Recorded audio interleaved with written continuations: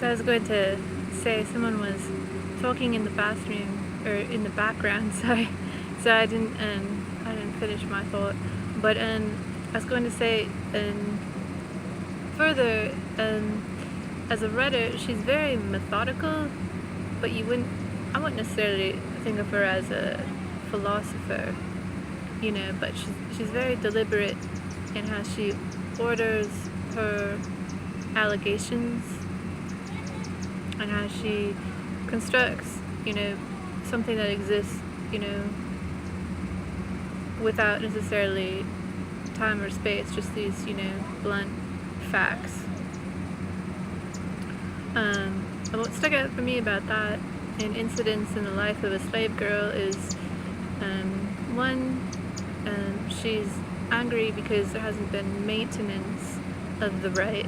That's what really, stuck out for me as calling her a conservative writer. And also, she's very confrontational with the reader. She has a exorcism capacity almost. It's almost like she wants to look through something and talk to someone who's also present. And she says very pointedly and confrontationally, you would fill my head with all these, very, very dark imaginations, these very seedy, and that's what explains life. And I think there's something about her that enjoys, calling people on, what they know they should feel guilty about.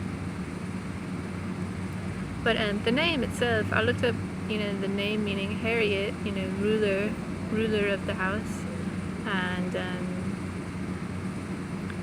Jacobs is only, as far as meaning is only really biblical. Jacob was someone in the Bible who also wasn't allowed to marry who they would have preferred at first, but it also means supplanter.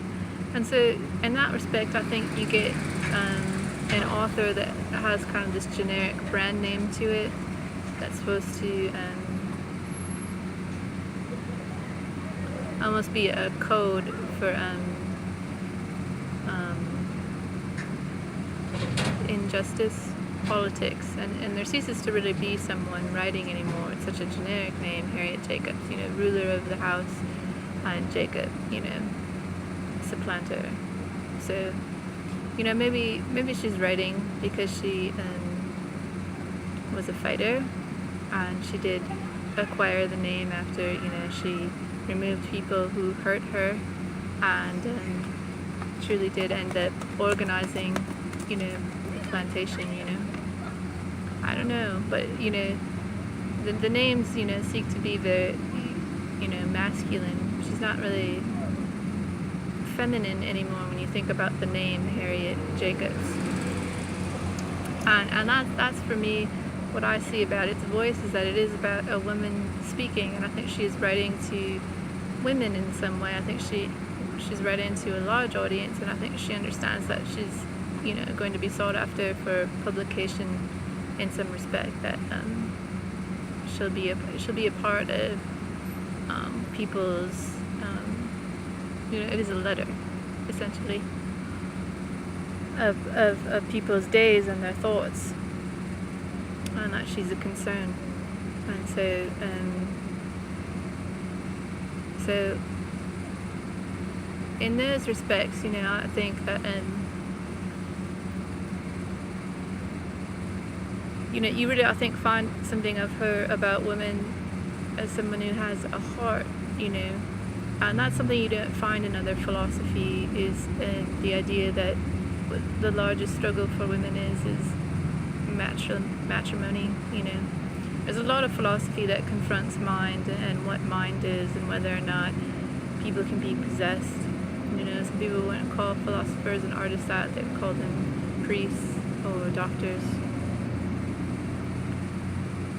So, but I think with her, I think you really get at someone confronting the idea that a lot of the latent content in people's minds is not high-minded. It's not about world events and systemics and structure. It's about really starting to remind people that it's about the factual possibilities.